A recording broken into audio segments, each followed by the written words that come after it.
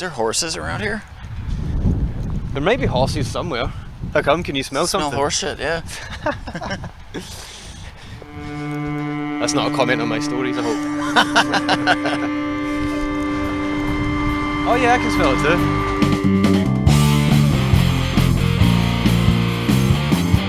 too. I'm Garth Mullins. This is Crackdown. Episode 10, Passing the Marker. Can I have a volunteer reader for the mission statement? I go to a lot of drug user organizing meetings, but I didn't always. Back in the day, I was just trying to outrun dope sickness, and that was a full-time job, 24/7, 365. There's no benefits and no time off.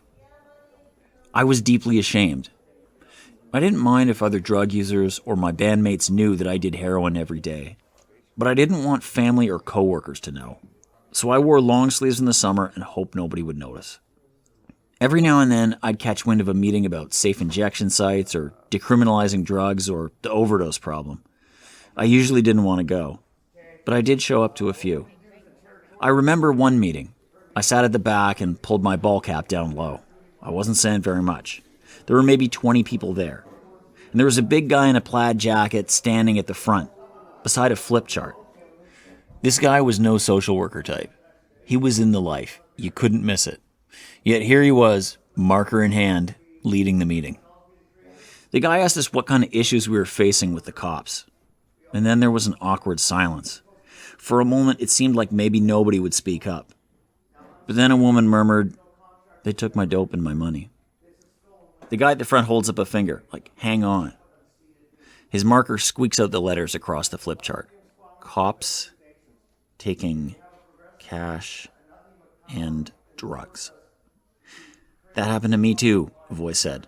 They took my whole welfare check. They kicked my ass. Now everyone's chiming in. The guy's marker is racing to keep up, filling up the flip chart page. He halts for a minute and turns to us. Everyone helps him spell incarceration. Not me. I'm keeping quiet. I'm not a great speller. And when he's finished writing, he steps back. He looks at the page, full of stories of police abuse. He turns to us and says, "Okay, now what are we going to do about this shit?"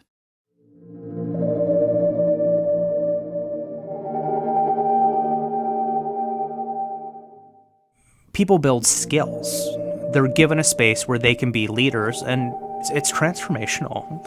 This is Ryan McNeil, Crackdown's science advisor. I'll think back to some of these meetings where you'll see a new face or a few new faces who've walked into Vandu for a meeting, and they see someone at the front of the room writing down concerns that people have. And maybe they won't pipe up and say anything at that first meeting, but it's validating for them that this is a space that they can share things in. For years, Ryan's been doing research at meetings of the Vancouver Area Network of Drug Users, or Vandu. And so he sees lots of people, like me, go from the back of the room to the front. These meetings have given us a community. They helped us feel less ashamed, less alone. And, most importantly, they've helped us get shit done. If you look at the history of Vandu, you can basically track the history of drug user organizing and drug policy reform in Canada. So many of the things that we have are because Vandu organized and they did the work on the ground. When we couldn't move from a model of syringe exchange distribution, they just opened up a table and they started to give rigs away. When we had political stasis and, frankly, moral cowardice stalling the implementation of supervised injection sites, they just opened them up. When people were dying in alleyways, people from Vandu went out to check on people, to bring them back and to keep them alive.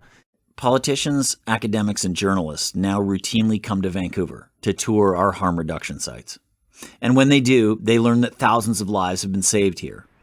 But few learn where these ideas really started, as a comment in a meeting written in marker on the flip chart.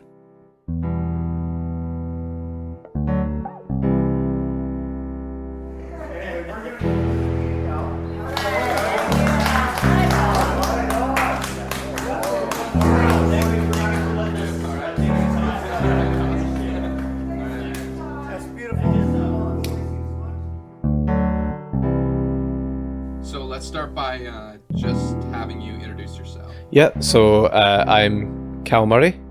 I'm from Kilmarnock in Scotland originally, and moved to Canada a few years ago.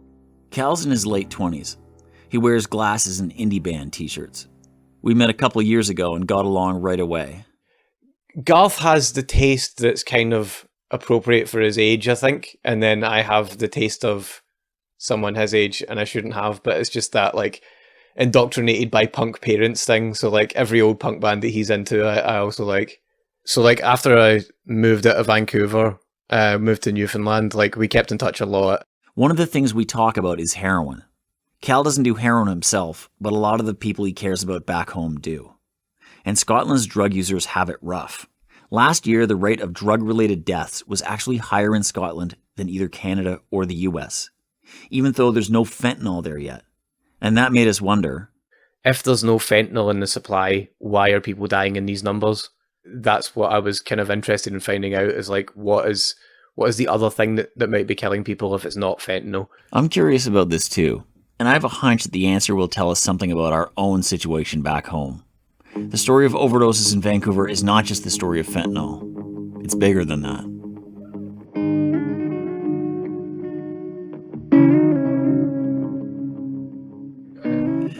A few months ago, Cal and I got an unexpected opportunity.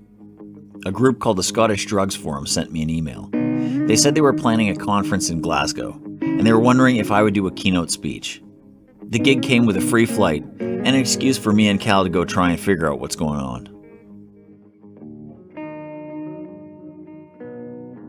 Garth contacted me with this idea that we go over when he'd been asked to do the conference. I mean, I feel like I can cover the sort of like, I feel like I can cover the Scottish part of it pretty well, and I can help you guys out in that regard. But when it comes to actually putting together some kind of like radio narrative like you guys do, I feel like I'm like, I don't know what the hell I'm doing. And so, a bit nervous, Cal flies to Glasgow. The plan is that Lisa and I will follow around a week later, after Cal has found some people for us to talk to. I put a call out on my Facebook and just told people what was up and why I was home. And then once I'd gathered all the pre-interview stuff and was essentially just sitting waiting for Garth and Lisa to arrive, that's when I started to panic about what I'd done. You know, I was like, does any of this have any kind of cohesion at all? And is there like a path we can follow? I think about a week in, I had a complete crisis. It would have looked like someone chain smoking and frantically skipping back through the same interviews over and over again and trying to make notes on them. Back in Vancouver, my doctor gives me a script to cover the time I'll be away. That's called a carry. So I pack up my passport, microphones, and methadone. And then I fly to Scotland. But yes, well, it is like 15, raining and overcast here in August. Yes, yeah. Is this like an average day? Is it like this a lot? It's like this about 300 days a year, yeah. Fucking love it. Of course you would. I lived in London in the mid-90s, and I used to scam the train to Edinburgh or Glasgow to visit friends. Back then, I was doing heroin, methadone, Valium, and morphine. Sometimes I get the pure pharmaceutical form of some of these drugs. It'd come in a little glass ampule. You break it open, draw the liquid up, and off you go. Safe supply, 90s style. So I can't really remember everything from back then, although I do remember one time that I fell in a duck pond. Cal and I head over to George Square. It's a slab of concrete with some statues, columns, benches, and pigeon shit. The square is bordered by ornate, official-looking buildings. This is where the people of Glasgow regularly come to protest. And today, there's 100 people here for International Overdose Awareness Day. This is my daughter. She was 16 years old when she died of a heroin overdose, and it took 12 hours for her to die. 12 hours. And every single death that we heard a few months ago, 1,184 deaths of total despair. And families are left with this as well, like me. So we're broken forever. We're broken forever. The UK government has got a lot to answer for with the denial, with the drug consumption rooms, the safer injection rooms. There is money about, and we need to all get political and demand better from the services and politicians. Thank you.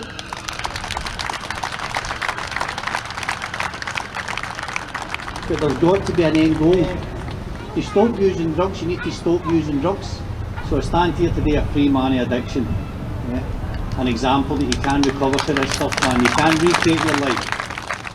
overdose awareness stuff that I've been to in Vancouver, like, you know, is obviously marching through the downtown east side and has everyone from the downtown east side taken part. The overdose awareness event in Glasgow was very much like long-term recovery and then grieving parents.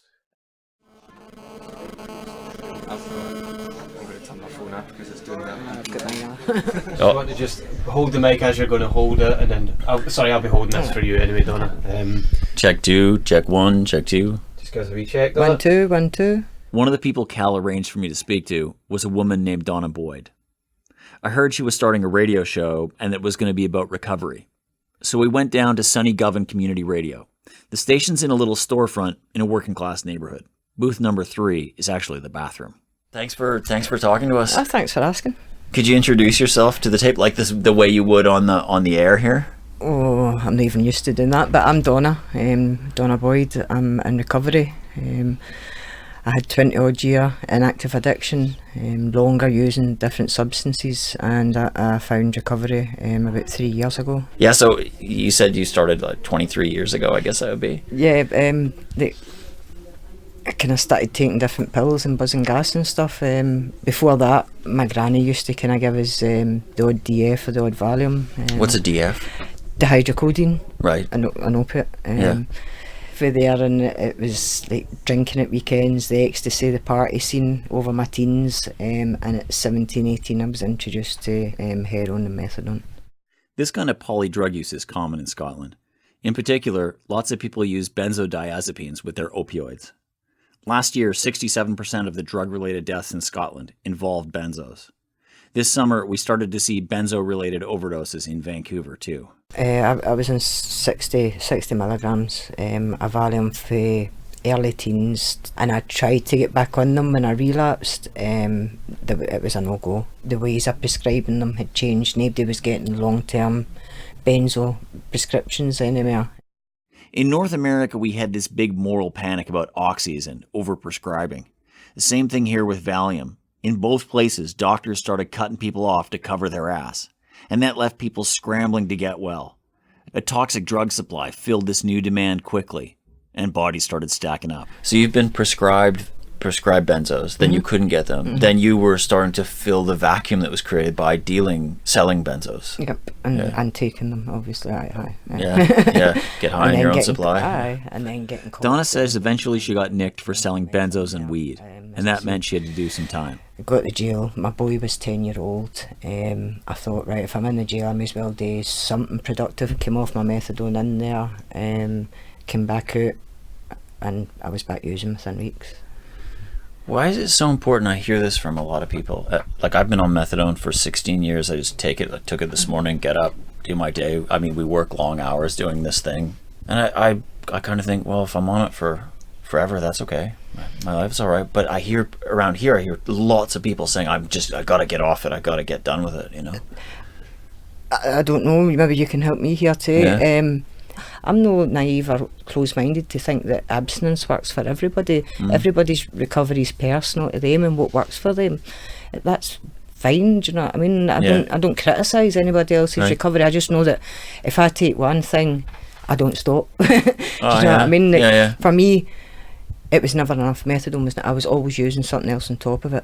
You know what I mean? Always using on top of it. It was to get me sorted in the morning, and then I'd be out using, because I never had anything else in my life. As I say, I can only speak for myself. Well, we're doing the same thing. You're doing radio. You know, it's like you're looking for that connection that way back in. You know, and when did you first start coming to the radio station? It was a care manager when I first moved back up here, and I was on methadone. Had suggested there was a community radio station that was run in another building. So like a social worker was suggesting this is a thing you could do? Because it was a community radio station. He was trying to help me find things to fill my time, and that's great. It's like radio is treatment. Maybe they should give prescription radio. You know, they should just write you out and say go off. And right. I told Donna that Cal and I really wanted to know why there were so many overdose deaths right now. And to do that, we figured we should talk to some current drug users. She said she couldn't help because she's not in the life anymore. And so we decided to go visit an academic instead. How are your levels, Cal? I think we're pretty good. We're good to go. Could you introduce yourself for the tape, Andrew? Yeah, so official title? So my official title is Dr. Andrew Macaulay, and I'm a Senior Research Fellow here at Glasgow Caledonian University. And how would you do it unofficially? I'm just Andy. We got them both now. Yeah, I suppose I first got into drug use research back in around 2003, 2004. That's when we had these headlines of drug-related deaths. The numbers were around 350 per annum at that point, and the headlines in the newspapers were one drug death every day in Scotland, national emergency, national disgrace. And that national disgrace has only gotten worse. Over the last 15 years, the number of drug-related deaths has nearly tripled in Scotland. Scotland has been quite a kind of pioneer, you would say, of harm reduction ever since the HIV epidemics of the 80s. Needle and syringe provision was kind of really rolled out here in response to that. We've had the national naloxone programme with the first country level naloxone programme here. But in terms of drug policy, that took a turn back in 2007. All of Scotland's political parties, the Conservatives, Labour, SNP, the Greens, they all sign on to this new thing called the Road to Recovery. If you read it, it was this almost quite evangelical document about we were going to move to a kind of drug-free society and everybody was going to be in recovery and everything was going to be rosy in the garden. So overnight, a lot of services went from being drug treatment services or drug support services to drug recovery services.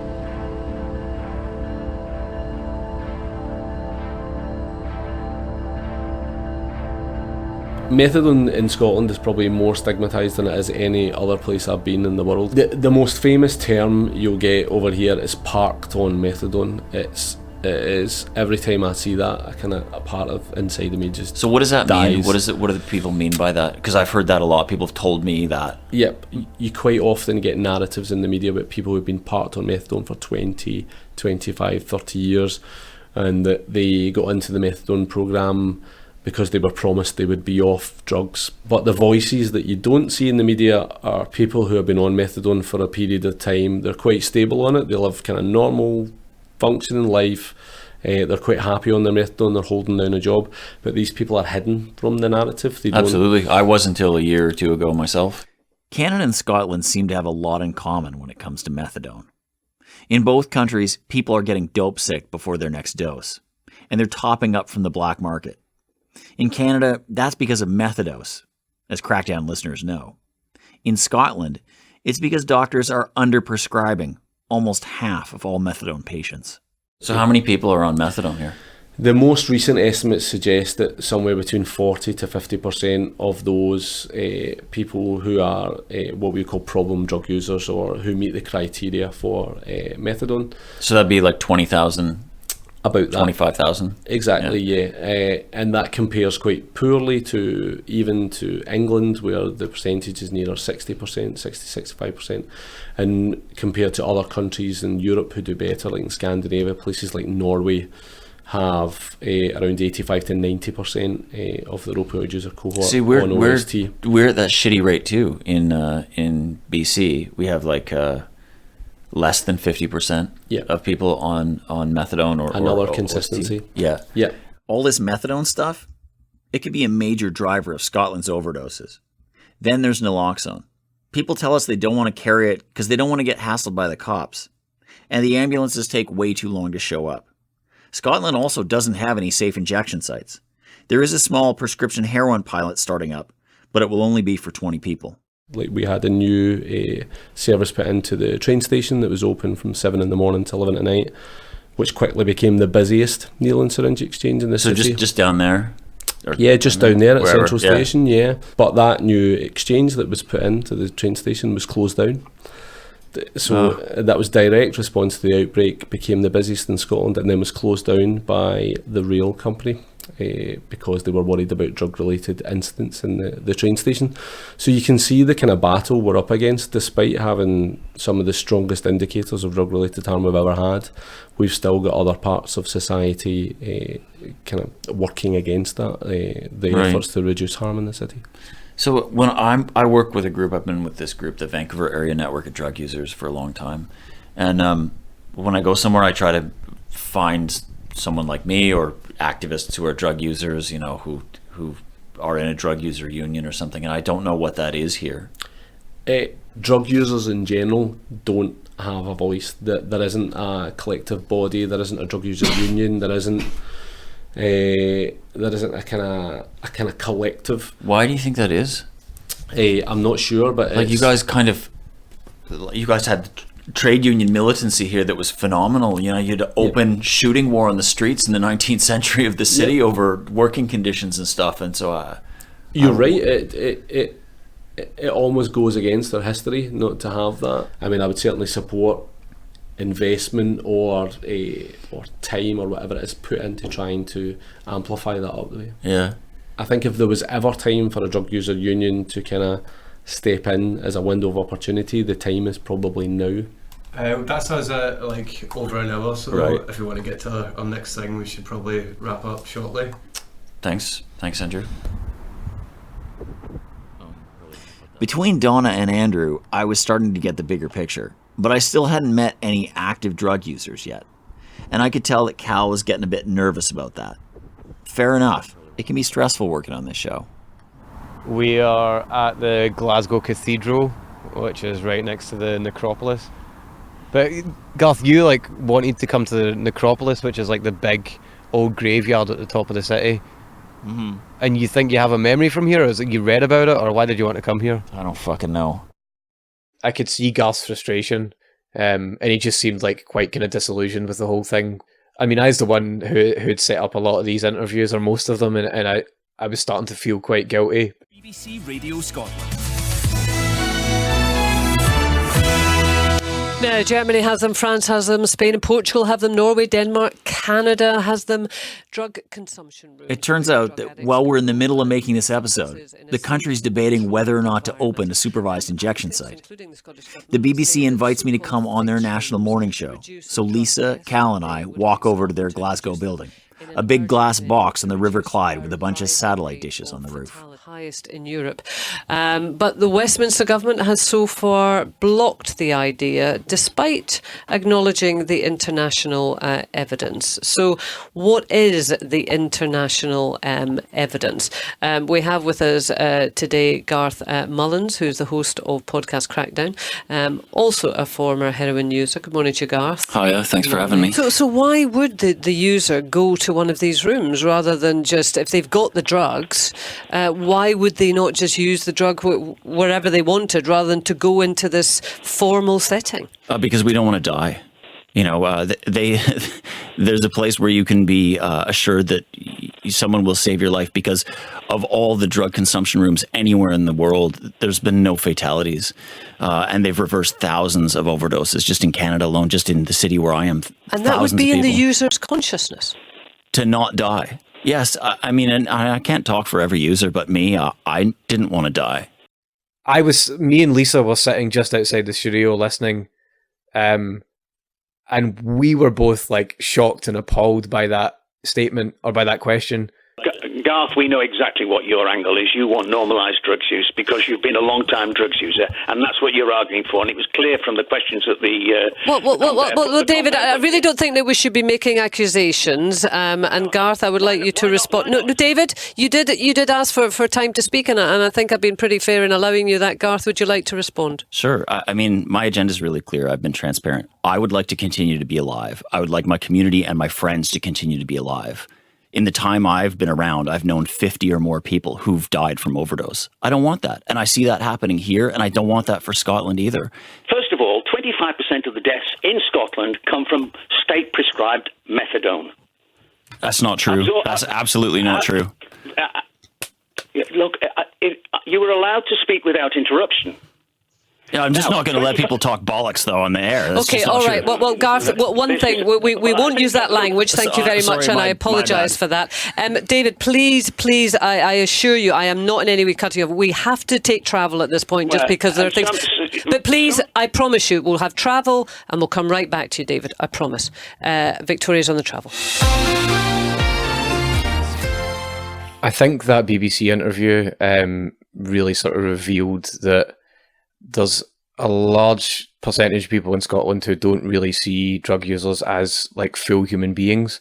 But then there was a little bit of a kind of jubilation and triumph because Garth got to say bollocks on the BBC.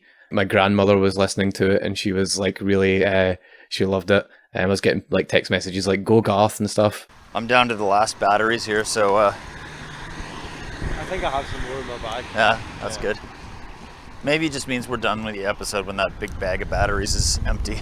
It's windy and pissing with rain. Cal and I are in a town called Kilmarnock. It's about a half hour south of Glasgow. One guidebook calls Kilmarnock the crappiest place to live in Scotland. It's where Cal grew up. They've had kind of recent licks of paint by the looks of things, but a lot of them are old kind of crumbling, do you call it stucco, maybe? Yeah, what do you call it? Like Pebble Dash, maybe, something like that. Yeah, there you go, Pebble Dash. Yeah. I like that better. I wanted to show my friend where I was from. It was the place where like all of my kind of formative like interactions and experiences with drugs happened. Here, where they've got these new houses and a health centre and I think a nail salon down there. This is where I grew up. There was a big block of like really run-down flats here that they demolished in the late 90s. So you grew up in that block? Yeah, and the block that would have been right in front of us, where we're looking now. Right. We were in the top floor and had like a little balcony and a view out to the coast and the Isle of Arran from here on a clear day and stuff. Cal's family lived on a scheme, a big tract of post-war housing built by the government. In the 70s, nearly a third of people in the UK lived in this kind of public housing, and that kept rents pretty reasonable. But it changed under Thatcher. She launched a right to buy campaign, which was basically a right-wing ploy to privatize that kind of housing. After that, it became harder and harder to find a decent, affordable place. Anyway, they told my parents, you'll be there for 6 months and we'll get you something better. And I think we were there for 7 years, or 10 years actually, before they moved us out into a quote-unquote better place, but the better place just meant there were no icicles on the inside of the window. This part of the country used to be all about mining and industry. Cal lived about a half hour from an old coal pit, and there were lots of factories. They made carpet, toilets, and Johnny Walker whiskey. But under Thatcher, a wave of austerity and union busting decimated the economy, and Kilmarnock hasn't been the same since. In a large housing scheme in Kilmarnock, more than 1,000 families live in a mix of privately owned and council houses. A handful of those households agreed to be filmed over a year. The scheme follows some of their stories. From star-struck lovers... BBC did like a 4-part series of kind of poverty porn thing of like, you know, look at this horribly sort of deprived post-industrial area. They followed a few people. Basically everybody they featured was a heroin user, and they had footage of them like injecting and stuff. There are rumours in the scheme that Marvin has started selling drugs, and Bullet has certainly had enough. We started getting like scheme tourists coming down from Glasgow. Yeah. Yeah, they'd have like, you know, like I'd be standing at the bus stop here just after that aired, and like a car full of like sort of young lads from Glasgow would pull up and they'd be like, oh, excuse me, like, is this the scheme off the telly? These are all fucking dirty bastards. And Marvin does eventually catch up with Bullet, only for the police to catch up with him, with 310 diazepam in his pockets. I think what's missing from the show really is like showing our lives in a kind of full and rounded way. For whatever reason, Kilmarnock has sort of punched way above its weight in terms of the musicians and the bands that it's produced over the years. It's a very small town, but it's very like sort of easy to find your people in a town like that. There would be one guy when I was young, there was one guy who had like a house that was big enough to have a bunch of instruments in and some like basic recording equipment. And like every weekend we would like all the musicians that wanted to be at his house would just head over there and we'd make like some shitty album on a Saturday or whatever. So like everyone's poor basically and everyone's in it together. So you get this kind of like egalitarian culture and music and the arts there. And that kind of extends to everything. Like everyone's just kind of in it together. Almost everyone. There was one group that was ostracized in Kilmarnock. Heroin users. Cal remembers the local small-time dealer. He lived just down the road. He was like this big guy with like a sort of big gold chain and like black, normally I think sort of black polo shirts, really tanned, and then this kind of like sort of just hair at the back and sides that he would like dye jet black, you know. It's just bald on top with dyed hair. He's just trying to look younger than he was. Exactly, yeah. If I remember right, he did have a sunbed in the house because you could see like the blue light on at night. Cal was afraid of this guy as a kid. He had to walk past his house to get to school, and he remembers crossing the street unnecessarily to keep as much distance as possible. It was almost like there would be toxic fumes or something, you know. You just don't want to be anywhere near it. Like you think there's anthrax in there or something. It's always in the back of people's heads, I think, that like, oh, look at this cunt, like what if he's got a blade on him, or what if he starts bothering me for something, you know. This all seemed pretty normal to Cal until he was about 16. He just dropped out of high school and was touring with a band. And was suffering under the delusion that I was going to be a rock star, and was we would have like, there was a song that went into a kind of big jam at the end of it, and then like occasionally that jam would turn into this song if someone decided to like start the opening riff of it, and sometimes it wouldn't. So it was like, it was never on the set list, but would sometimes pop up. For some reason, this song stuck with Cal. Every time they played it, he thought about the lyrics. They were written by the singer in his band, a guy Cal had known his whole life. A couple of little lines in it that were kind of like alluding to like injection drug use, and I wasn't like sure if that was just being used as a kind of like, here's an illustration of like, you know, how low someone can get or whatever. So, but it didn't feel like that. It felt more kind of like human and full than that. It felt like someone was kind of writing it from like a perspective of experience, maybe. And so Cal asks the singer, what's this song about anyway? And he says, it's about a friend of mine. A guy he grew up with who like got into heroin and like how he got into it and the sort of reasons. The singer stuck to that story for years, until a whole new tour. The band was hanging out after a gig, drinking, and the songwriter just blurts it out. This song, it's not about a friend of mine. It's actually about me. This is a person that I was like really close to, right? Like someone who I love and someone who's really close to me, and I need to kind of like reckon with the idea that I've been, I think, I like othering and just pushing away like heroin users in my mind up until that point. So it made like the other, like not the other, like all of a sudden. Hearing Cal's story, I relate to the singer. I get why he didn't want to tell Cal what that song was about at first. Shame is corrosive. It's paralyzing. And it keeps you from reaching out to the people who care about you. Ultimately, that's a big part of the reason why we're so vulnerable. This is a problem everywhere, but it seems to be particularly bad here in Scotland. There's no doubt, this is a big part of the reason why so many people have died from overdose here. It's not just sort of my one story of like one guy hiding like his heroin use from me because he felt like personally ashamed on the basis of our relationship. It's like everybody. You go through your life in Scotland and you find more and more of these people that are close to you that have been like hiding something in relation to their drug use. And like even just trying to like talk to people about it is extremely difficult. Like walls and barriers will go up like almost instantly. And I just more than anything, I just want to know like what's going on with my friends and like and the people around me. Like I don't want people to have to hide anything from me at all. Back in Glasgow, Cal and I are having a busy day. There's an event in the afternoon that we were asked to attend by the Scottish Drugs Forum, and we're not exactly sure what it's about. We thought it was like an obligation, and we would just go along to this thing that was like tied to a conference. I think we went back to the apartment for like 20 minutes to dry off from the rain, and then realised we had to drag ourselves back out again, and we hadn't had anything to eat, and we were just fucking miserable. Tron Church is an 18th century sandstone block with a spire that seems bigger than the main bit. Out front there's a statue of a homeless Jesus sleeping on a bench, which seems like a nice symbol but also a waste of a bench. An activist named Jason Wallace meets Cal and I at the front door. So we meet Jason. You want to come in? Aye. And Jason takes us down into the basement, and there's like a little room that we go in that's got like sort of 2 round tables, and there's like a few of us sitting round the tables. So have you met? This is Garth, Mullins and Cal. Aye. So these guys are over for Canada. It's good to be here. I'm from a drug user group in Canada, like a union. For the first time since we arrived in Scotland, we're meeting with active drug users. People who are in the trenches of the drug war right now. Immediately to my left, there's this couple, Michelle and Cass, sort of like mid-40s. Right across from me is this guy, Robbie. Robbie's got like sort of wavy ginger hair. Over past Robbie, we've got Martin Coyle.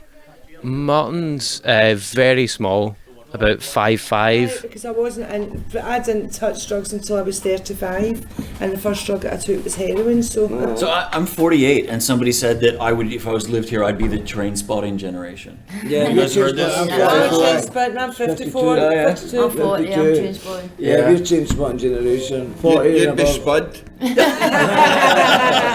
At least I'm not ripping off my friends, right? Trainspotting is a book and a film about Scottish heroin users in the 1980s. Dope fiends of my vintage get called the trainspotting generation here, and all of us around the table are part of that generation. We all start to shoot the shit about using drugs in Scotland. Immediately there's a huge difference in the things that we're being told. Housing problems where like people are getting no communication, and there's like Robbie's sort of getting locked up for like 3 days, and then his methadone prescription gets cut down to 30 mils from 100. What about the safe injection rooms? So that's a no-go now because it needs a change in the legislation. I tell you what, they wouldn't give them to us either. We had to open them illegally first. Right. The government said no, no, no, and so we just said fuck you, and we opened them up, like put tents up, rent a storefront, and we say to the police, you want to shut us down, come on and do it. You know, we'll take you to court. Would there be someone there that in the Canada-based one, would there be someone there that was trained in administering Narcan or naloxone? Yeah, you all are, aren't you? Aye. Yeah. It's better to have someone who's a drug user who knows heroin, because then you can spot, oh, he's just nodding, he's okay, leave him. Well, this guy's went blue. Yeah, you get it in him, yeah. The kind of energy in the room of like drug user organising was like really thrilling, and I got this kind of extreme like adrenaline dump where I'm like just sweating buckets and like trying to hold it together. This could be the fucking start of something that's like really important and like could potentially save hundreds of thousands of lives over the next few years. It's because we don't have political power, right? We don't vote as a bloc. We're not organized. We don't have economic power, right? But if we can make ourselves an irritation to them, like if we can make ourselves sort of raise the costs, so annoying that they've got to do something about it. And we never have won anything without twisting people's arms or doing it illegally first, you know. This is the stuff that interests me personally, me right? too. Because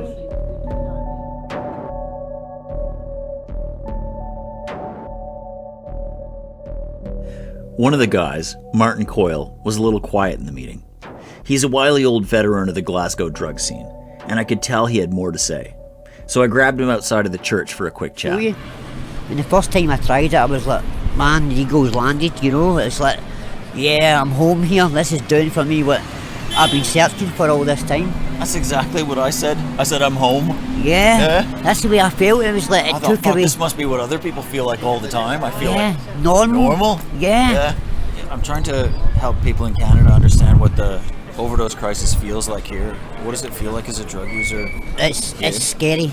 It's scary. I mean, I came back from my partner's, my girlfriend's two weeks ago, and I came back. I got a phone call within an hour. I'd been back home to tell me that one of my friends, Ross, had died of these fake tablets that are going about in Glasgow. And then within an hour, I got another phone call to tell me that another one of my friends had died. And these guys were 3 and 2 year clean. I mean, they used once after that amount of time, and both died, with that first time of using the drug. It's scary because you don't know what a lot of the drugs are getting mixed with in this country now. Talking to Martin and the group felt good. For the first time, we weren't hearing about things that happened 5 years ago or that academics have studied. We were hearing about problems on the ground, and they seemed so solvable.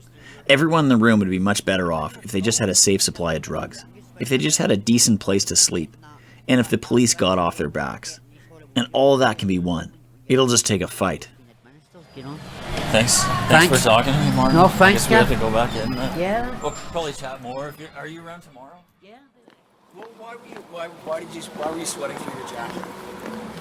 Just because I was like, I get a kind of rush from being at sort of like the embryonic stages of something that might be like the start of maybe a drug user union in Glasgow, something that might be a little bit like Bandu. Like drug users here in the city centre are like actually starting to gather now, and that's like really, it gives me like a pure kind of adrenaline buzz when I'm in amongst it, you know. Cal looks off quietly for a second. I could feel his optimism evaporating. I'm sorry, there's like, I don't know. There's a thing where when I start talking like that, there's a kind of imposter syndrome, you know what I mean? Because I'm here with you, and it feels like You don't need me to legitimize you here, man. I know, but there's like where you're from, the people you've come up with. Like this is your fucking own issue as much as mine. It's like we're all standing aside to wait for the perfect savior, like the perfect, I don't know, model drug user with the right characteristics to be this much marginalized and this much aware of this issue, and it just doesn't happen that way. It never does, you know. Yeah. Shit gets done by the people who show up.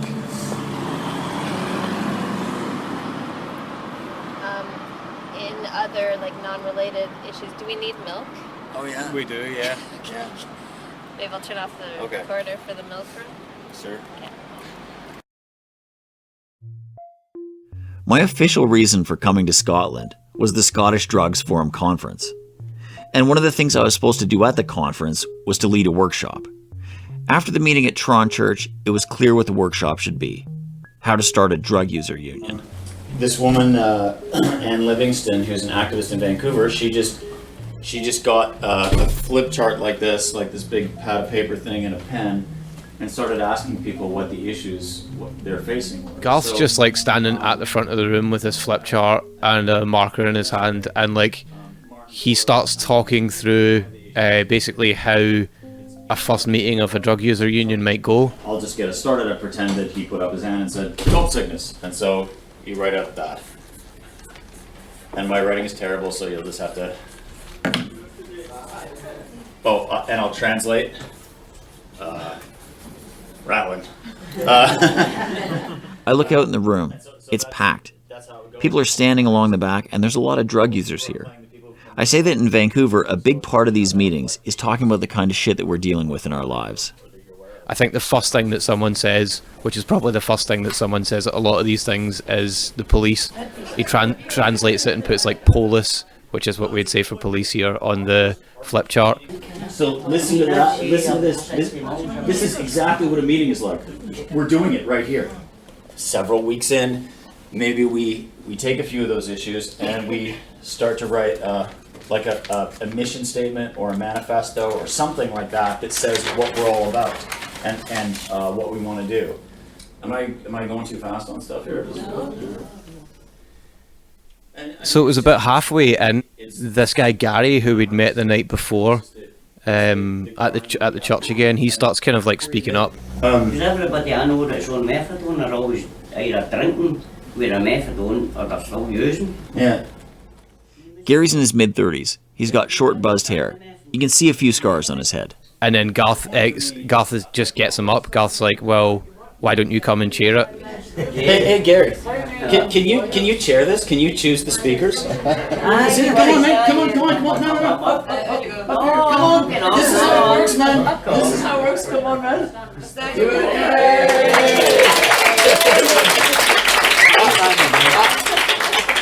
I can't keep up with all. Gary chuckles under his breath. I'm gonna batter you.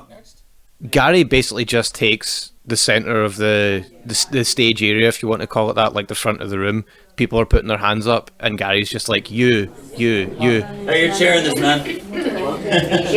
Sorry. Want to say that again? Meanwhile, Garth has just kind of moved to the side and is just like standing by the flip chart. I'm sorry, everybody. We're running out of time, and somebody else is going to want this room. But we've written we've all written these 4 or 5 pages here. We just did the first meeting of what would be a drug user union here, right? So fucking A to you guys. Like. And then Garth hands over the marker that he was using for the flip chart, like hands it over to Gary as a sort of kind of gesture of officially like, this is yours now, like this is your thing to chair, and you can go on and continue this. So I passed the baton Thank you.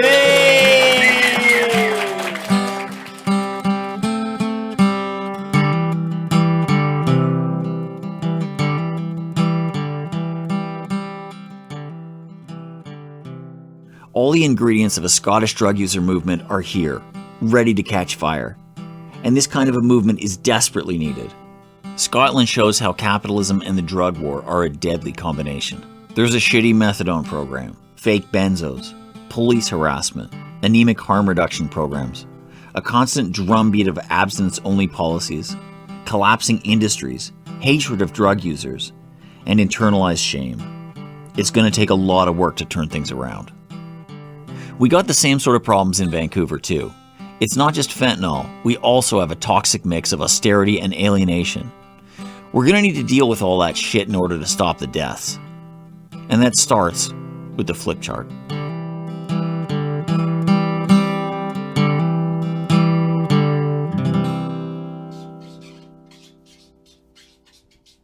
Crackdown is usually made on the territories of the Musqueam, Squamish, and Tsleil-Waututh, but this month we're in Scotland. A lot of people helped us out on our trip, thanks to Martin Coyle, Gary, Robbie, Cass, Babs, and Michelle. Also thanks to Donna Boyd and everyone at Sunny Govan Community Radio. That's at 103.5 FM in Glasgow, and you can listen online at sunnyg.com. Thanks also to Amanda Craig, Mark McGee from the band Gyro Babies, Peter McDade, Andrew McCauley from Glasgow Caledonian University, Jason Wallace and Kirsten Horsborough from the Scottish Drugs Forum. Thanks to Fallon for the 11th hour beer and pizza money. And to Valdoro Chippy. I'm Garth Mullins, the host and executive producer of Crackdown. Sam Fenn is our senior producer. Alex Kim, Lisa Hale, Polly Legier, and this month, Cal Murray are our producers. Crackdown's editorial board is Simona Marsh, Shelda Castor, Greg Fess, Jeff Loudon, Dean Wilson, Laura Shaver, Dave Murray, and Al Fowler. Rest in peace, Cherise Kiwadden. Our science advisor is Ryan McNeil from the Department of Medicine at the University of British Columbia. Original score written performed by Sam Fenn, Jacob Dryden, Kai Paulson, James Ash, Cal Murray, and me. Our theme song was written by me and Sam with accompaniment from Dave Jens and Ben Oppenheimer. Funding for Crackdown comes from the Social Sciences and Humanities Research Council of Canada and from the Canadian Institutes of Health Research and our Patreon supporters. You can follow us on Twitter at CrackdownPod. New episodes air on the last Wednesday of each month. Thanks for listening. Keep six. That did make me want a roast beef sandwich, and I don't even know what that tastes like. that piece of the show? Yeah. I was like, oh yeah, that sounds good. Hold on a minute. I haven't had a roast beef sandwich since I was a kid, maybe. Because I was a vegetarian for so long, but it makes me want one now, just thinking about it. Yeah. Maybe someone could do us a vegan roast beef. You have been listening to a Sided Media production. CIDED. Find out more at sidedmedia.ca.